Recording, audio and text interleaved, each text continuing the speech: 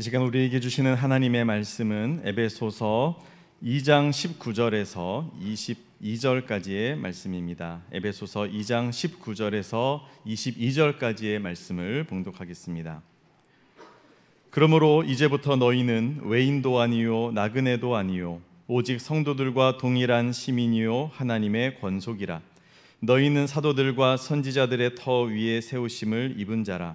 그리스도 예수께서 친히 모퉁이 돌이 되셨느니라.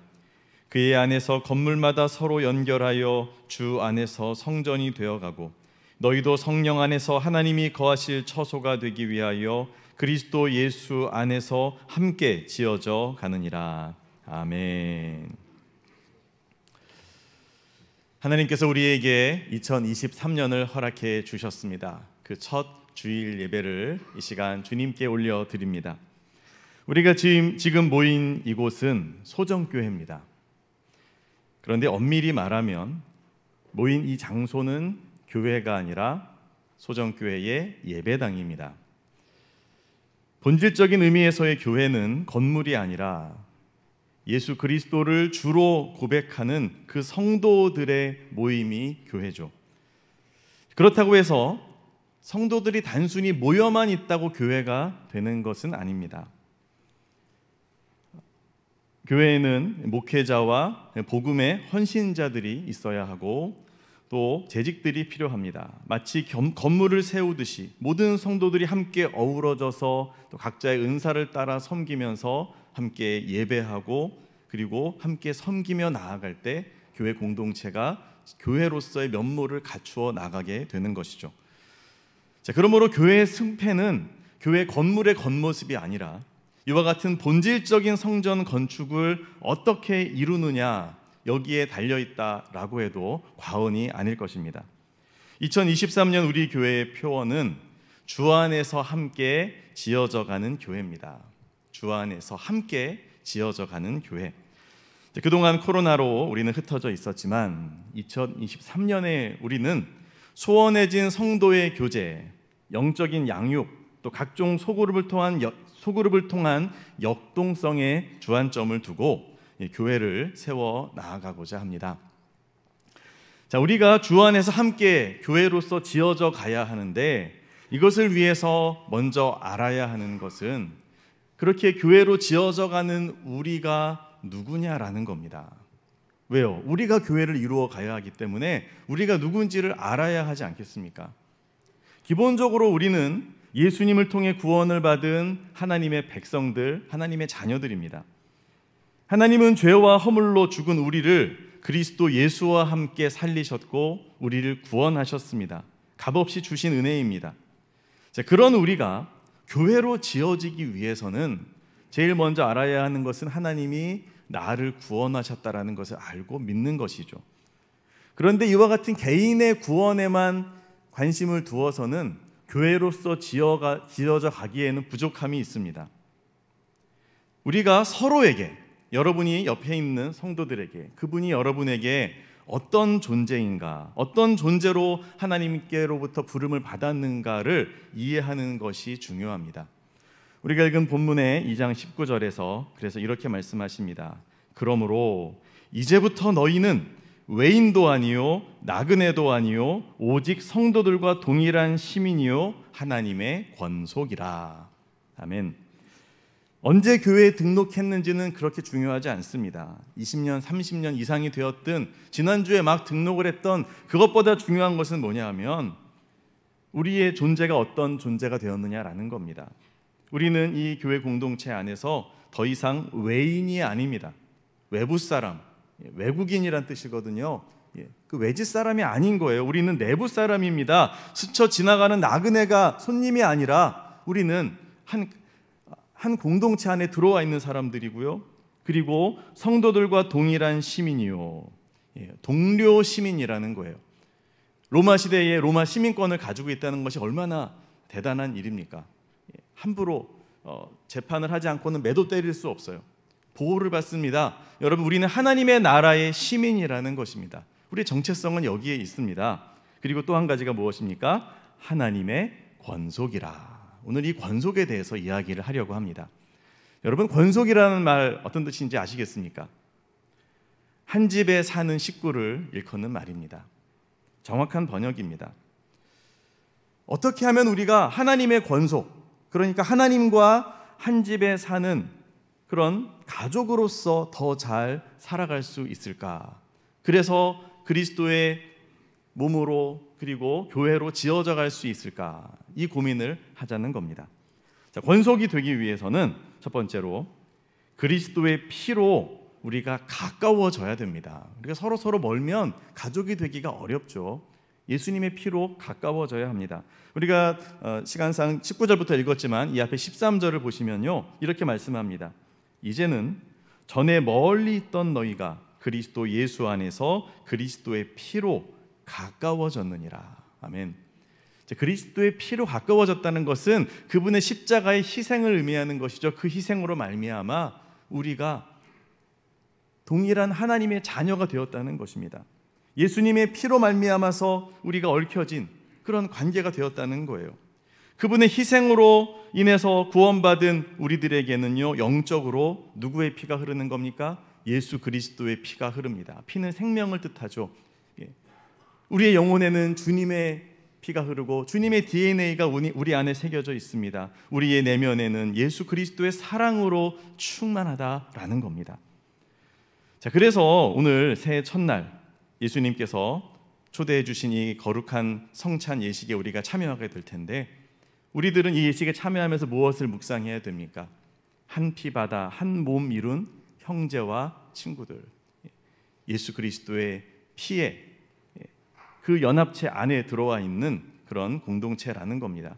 교회에서는 그래서 서로를 부를 때, 호칭할 때 물론 직분으로 부르기도 하지만 가장 기본적인 호칭은 형제요 자매입니다.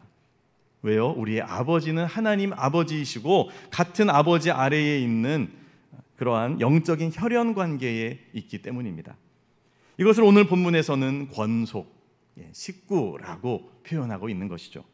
우리 모두는 하나님의 권속들입니다. 우리 옆에 있는 성도들에게 이렇게 인사하겠습니다. 우리는 모두 하나님의 권속입니다.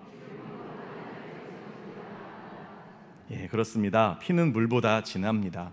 때로는 다투고 때로는 토라지고 또 삐질지라도 한 번 식구는 영원한 식구입니다. 그러므로 서로를 바라볼 때 먼저 식구로 인식을 해야 됩니다. 주님께서 저분을 위해 피 흘려 죽으셨구나. 이것을 생각할 때 우리의 마음에 짠한 감정이 밀려와야 하는 것이죠. 주의 피로 인해 더 가까워지는 2023년도에 모든 성도들 되시기를 축복합니다. 자, 그런데 여러분, 아무리 혈연 관계라 할지라도 때로는 소원해질 때가 있지 않습니까? 섭섭하고 멀어질 때가 있습니다. 자, 그럴 때 필요한 존재가 무엇이냐면 중재자죠. 중간에서 다시 관계를 연결시켜 주어야 합니다. 우리가 하나님의 권속으로 지어져 가기 위해서, 권속이 되기 위해서는요, 두 번째로 무엇이 필요하냐면 그리스도께서 우리의 평화가 되셔야 합니다.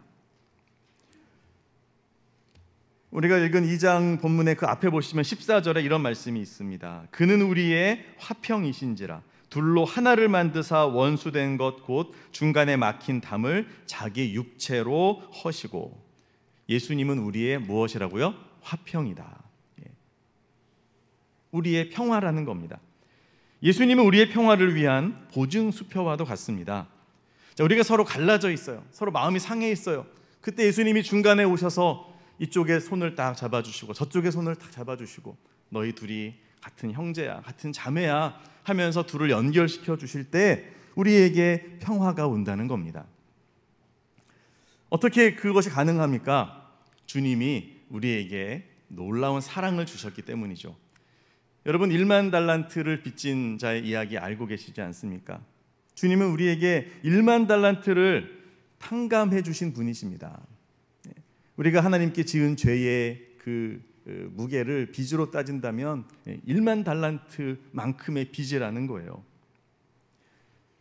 자, 이렇게 큰 빚을 탕감받은 우리에게 주님께서 말씀하시는 겁니다. 내가 너에게 1만 달란트를 탕감해 주었으니 너에게 빚진 너의 형제의 100데나리온을 너도 탕감해 주면 안 되겠니? 라고 물으십니다. 자, 100데나리온은 한 1데나리온이 막노동을 하는 사람들의 일꾼의 하루 품삯입니다. 그러니까 100데나리온은 어떻게 됩니까? 100일치의 품삯이에요. 3개월이 넘는 그런 월급이라는 거예요. 자, 그러니 이것이 적습니까? 적지 않습니다. 만만치 않은 금액이에요. 하지만 1만 달란트에 비교한다면 너무너무 작아지는 겁니다. 1만 달란트는 어느 정도의 크기인가 하면요, 자, 16년 어치의 임금이 아니라 16만 년의 임금입니다. 16만 년. 네. 자, 그러면 퀴즈를 드리겠습니다. 자, 그러면 만 달란트는 100데나리온은 만 달란트의 몇 분의 몇입니까? 네, 60만 분의 1입니다. 자, 이것을 이 비율로 따져서 이렇게 계산을 해본다면 만 달란트가 만약에 6억 원 정도 된다면 그러면 100데나리온은 어떻게 되는 거예요? 1,000원입니다. 1,000원. 하나님이 여러분에게 6억 원만큼을 탕감해 주시고 너의 친구의 그 돈 빌린 거 1,000원 그냥 이렇게 눈 감아주면 안 되겠니라고 물으신다는 그 정도의 비율이라는 거예요. 여러분, 그 정도는 할 수 있지 않겠습니까? 주님이 우리를 대신해서 죽으셨습니다. 그 사랑의 주께서 우리에게 말씀하시는 겁니다. 너희가 저 형제에 대해서, 자매에 대해서 조금만 더 참아주면 안 되겠니? 화평하게 지나면 좋겠다 말씀하시는 겁니다. 그 주님이 우리 가운데 계신다는 자체가 우리의 화평의 보증수표가 되는 겁니다. 그분의 존재 자체가 평화입니다. 그분은 하나님과 우리 사이에, 또 우리와 우리 사이에 그 높은 담장을 허무시고 둘로 하나를 만드시는 분입니다. 그런데 여러분, 주님이 왜 그렇게 자꾸 하나를 만들려고 하시는 걸까요? 이렇게 질문하시는 분 계십니다. 목사님, 저는 그냥 혼자 신앙생활 하겠습니다. 저 좀 내버려 두세요. 다른 사람에게 마음의 상처를 받아본 사람은 이 말이 이해가 될 것입니다. 그 상처 때문에 다른 성도와 거리를 두게 되고 자신을 철저히 베일에 가리고 신비주의로 그렇게 만들어가고 개인주의적으로 신앙생활을 하겠다는 겁니다. 그런 성도는 그냥 내버려 두어도 되지 않겠습니까? 왜 굳이 권속이다 또 식구다 하면서 같이 어울리고 한 공동체 안에 들어오도록 그렇게 노력을 해야 됩니까? 그 이유는 주님께서 그것을 원하시기 때문입니다. 왜 그렇게 하실까요? 주님은 왜 그렇게 성도가 하나 되어지고 또 공동체가 되어지기를 바라는 것일까요? 다 완전하지도 않고 다 그냥 상처투성이고 삐죽삐죽한 그 성도들 모아놓으면 서로 상처 주고 아파하는데 다 따로따로 떼놓으면 좋지 왜 자꾸 모이라고 하시는 걸까요? 주님이 우리를 권속으로 부르신 이유가 있습니다. 그것은 우리가 하나 되어서 아버지께 나아가도록 하시기 위함입니다. 자, 하나됨이라는 그 자체가 주는 엄청난 그런 기쁨과 감격이 있습니다. 그것을 여러분 경험해 보신 적 있으십니까? 얼마 전에 월드컵이 끝났습니다. 월드컵의 감동도 컸지만 2002년도의 월드컵을 잊을 수가 없습니다. 그 감동이 지금도 생생합니다. 우리나라가 16강에 올라갔습니다. 8강에 올라갔습니다. 4강에 올라갔습니다. 여기에 진출했을 때 사람들이 어떻게 반응했습니까? 환호성을 지르고 너나 할 것 없이 거리로 뛰쳐나가서 목이 터져라 대한민국을 외쳤습니다. 모르는 사람도 그 순간만큼은 서로 다 친구가 되었습니다.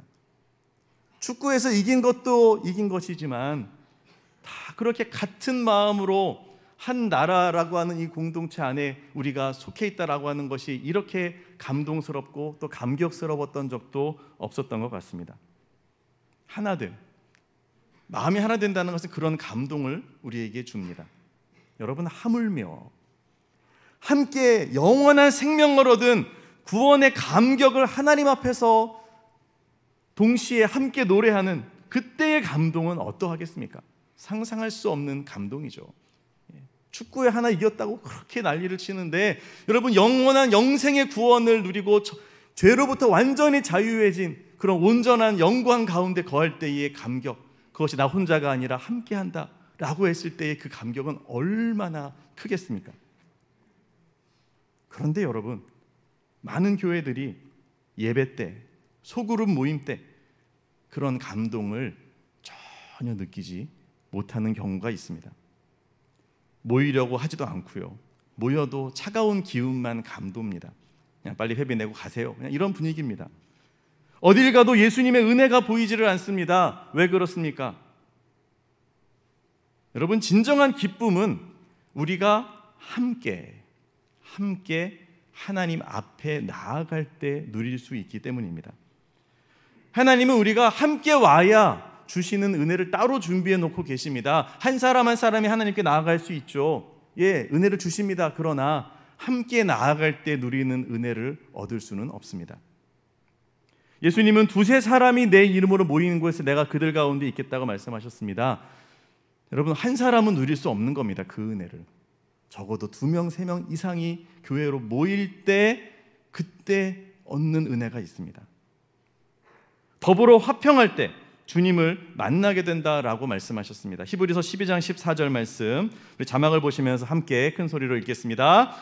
모든 사람과 더불어 화평함과 거룩함을 따르라. 이것이 없이는 아무도 주를 보지 못하리라. 아멘. 자, 모든 사람과 더불어서 할 수만 있다면 모든 사람과 화평하고 거룩함을 추구하라는 겁니다. 이거를 하려 하지 않고 노력하지 않으면 무엇을 할 수 없어요? 아무도 주를 보지 못하리라. 교회 이름으로 모였고 그렇게 많은 예배를 드렸고 그렇게 많은 모임을 하는데 그 안에 기쁨이 없고 은혜가 없고 그리스도가 없습니다. 왜요? 화평을 추구하지 않아서, 거룩함을 추구하지 않아서 그렇습니다. 이런 말씀이 분명히 있음에도 불구하고 많은 사람들이 화평함 없이도 주님을 만나려는 너무도 실험적인 시도를 반복하면서 실패를 경험합니다. 사랑하는 여러분, 화평해야 주님이 보입니다. 이것은 분명한 사실입니다. 자, 그렇다면 우리는 어떤 존재입니까? 우리는 서로에게 주님이 보이시게 할 수 있는 그런 소중한 존재라는 겁니다. 주님을 드러낼 수 있는 존재다. 내가 있어야, 저분이 있어야 우리는 그리스도를 경험할 수 있게 되는 것이죠. 우리가 하나 되어서 성도의 교제를 계속해 나아가고 교회로 지어져 갈 때 그때만 누릴 수 있는 감격, 기쁨의 축복이 있습니다. 그 복은 무엇이냐 하면 다름 아닌 이 삼위일체 되신 하나님, 성부, 성자, 성령, 이 세 위격이신 이 하나님이 한 분 하나님으로서 온전한 하나를 이루심, 그 안에 무엇이 있습니까? 영원한 사귐의 코이노니아가 있습니다. 여기에 우리가 동참하게 되는 기쁨입니다. 우리끼리만 하나가 됐다고 좋다고 뛰는 것도 감격스러운데 여러분, 삼위일체 하나님과 우리가 하나가 되어서 누리는 감격, 이것은 비교할 수조차 없는 겁니다. 그래서 예수님께서는 십자가를 앞두고 요한복음에서 대제사장적인 마지막 기도를 드리시면서 무엇을 기도하십니까? 아버지여, 내가 아버지와 창세 이전부터 가지고 있었던, 함께했던 그 영광을 저 제자들이 보게 되기를 원합니다. 하나님과 예수 그리스도가 누렸던 그 친밀한 교제, 그 친밀한 사랑, 그 사귐 안으로 제자들이 들어와서 그 영광을 함께 누리기를 그토록 간절히 기도하신 겁니다. 성도와 함께, 하나님과 함께 우리 모두가 하나 될 때의 이 감격은 무엇입니까? 천국의 그 영광스러움 자체인 것이죠. 천국이 황금길이 있고 천사가 날아다니면 천국입니까? 여러분, 그곳에서 하나님과 우리 모든 성도들이 진정한 코이노니아와 사랑의 교제가 이루어진다. 거기가 바로 천국인 것입니다. 한낱 축구에 비할 바가 아닌 것이죠. 우리는 올 한 해 바로 이것을 목표로 달려가기를 원합니다. 자, 먼저는 우리 각자가 작년까지의 모든 불편한 관계가 있었다면 그것을 다 정리하고요. 올해는 다른 이와 더불어, 모든 이와 더불어 화평함과 거룩함을 추구합시다. 그리고 함께 하나님 아버지께 나아갑시다. 우리가 하나님의 권속임을 잊지 말아야 합니다.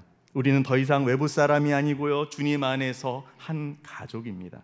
우리가 하나 되어서 아버지께 나아갈 때 성삼위 하나님의 친밀한 사귐의 코이노니아에 참여하는 영광과 축복을 누리게 될 줄로 믿습니다. 자, 이것을 위해서 우리는 자주 모여야 되겠습니다. 모임도 만들어야 됩니다.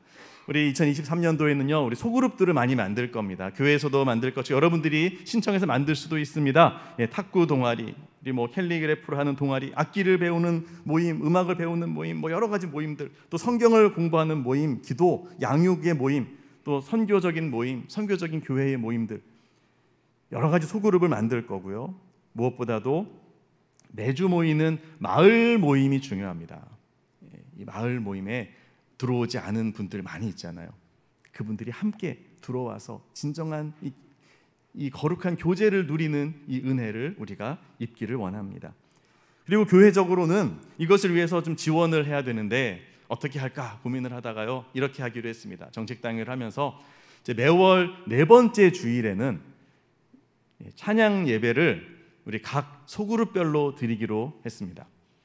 그래서 어떤 달에는 각 남녀 선교회별로 그렇게 모임을 가지는 겁니다. 교회 안에서요? 아니요, 그럴 필요 없습니다. 교회 밖으로 나가시면 됩니다. 3부 예배 끝나자마자 바로 모이세요 해서 모여서 그날은 식당도 안 할 겁니다. 3부가 딱 끝나면, 그러면 예를 들어 남녀 선교회가 모이는 달이다 그러면 각 남녀 선교회 지회별로 다 모여서 어디 좋은 데 가서 같이 짧게 예배도 드리고 서로 기도하면서 또 식사도 나누고, 친교회 모임, 사교의 모임이 아닙니다. 그리스도 안에서의 성도의 교제의 모임을 경험하도록 그렇게 매달마다 준비를 하겠습니다. 자, 그런데 1월 달에 4번째 주일은 안타깝게도 명절입니다. 그래서 그날은 가족들과 함께 보내시면 되겠고요. 2월부터 시작을 하겠습니다. 2월에는 남녀 선교회별로 모임을 가지려고 합니다. 교회에서 아마 약간의 지원도 해주시지 않을까 기대를 합니다. 어쨌든 그렇게 해서 모임을 여러분 지금부터 준비하시고 장소도 미리 예약하시고 사람들에게 그때 시간을 비우라고 말씀하시면 좋겠습니다. 자, 이렇게 해서 우리는 소그룹을 통해서 또 함께함을 통해서 이전에 몰랐던 성도의 교제의 풍성함을 누리고 또 영적인 기쁨과 감격을 얻으면서 그리스도 안에서 교회로 함께 지어져 가야 합니다. 이것을 기대합니다. 우리는 하나님의 권속들입니다. 이 사실을 잊지 말고 함께 교제하며 화평하며 주 안에서 교회로 지어져 갈 때 우리가 구하고 생각하는 것보다 더 넘치게 능히 하실 하나님께서 우리의 삶에 놀라운 새로운 일들을 이루실 줄로 확신합니다. 이 은혜를 온전히 누리고 승리하는 2023년도의 소정의 모든 성도들 되시기를 예수 그리스도의 이름으로 축복합니다.